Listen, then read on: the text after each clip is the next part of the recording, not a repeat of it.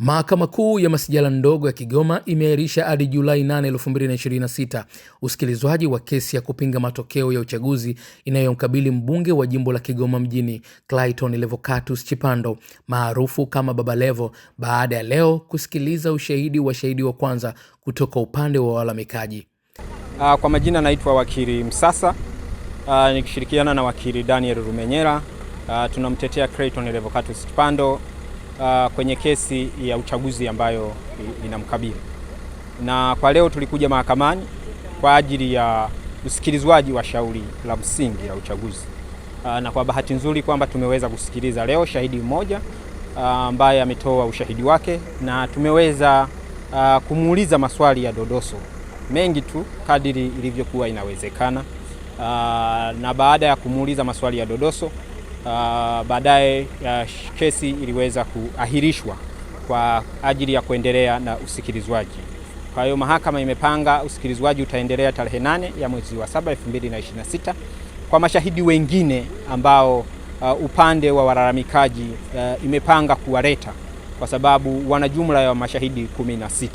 Kwa hiyo tunaamini tena tarehe 8 mwezi wa 7, 2026 basi tunaweza kuendelea kusikiliza mashahidi hao wengine ambao wamepanga kwamba tunaweza kusikiliza mashahidi 5. Tunaamini kwa sababu shahidi wa leo ni mmoja wapo wa walalamikaji. Kwa hiyo alikuwa na ushahidi mrefu kidogo kwa sababu ni mmoja wa walalamikaji, lakini pia alikuwa na vielelezo vya kuweza kutoa mahakamani.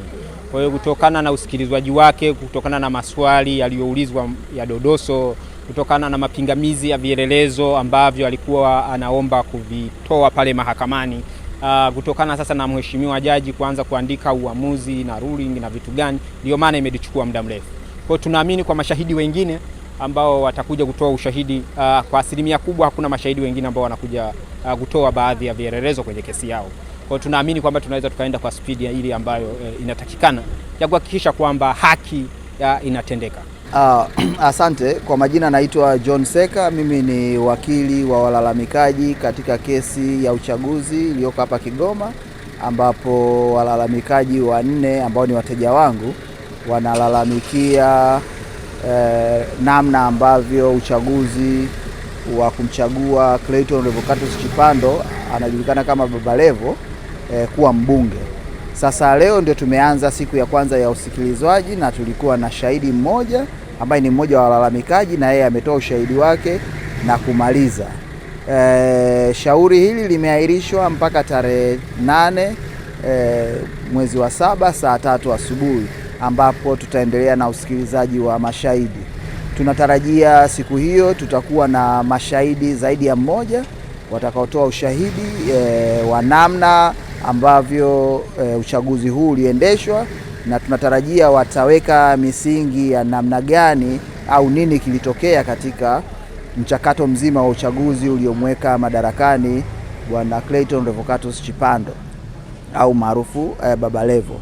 Kwa hiyo tunatarajia kwamba mashahidi wetu wataeleza maelezo hayo, na maelezo hayo kimsingi tayari yako kwenye mahakama. Kwa hiyo wameshayawasilisha, lakini watayamiliki rasmi, alafu watakuwa tayari kwa ajili ya kufanyiwa madodoso. Kwa hiyo tunatarajia kwamba tutakuwa na mashahidi kadhaa, hatujajua idadi bado mpaka tunaenda kujipanga, lakini siku hiyo tutakuwa na mashahidi zaidi ya mmoja kwa ajili ya kutoa maelezo ya nini kilitokea kwenye uchaguzi huu.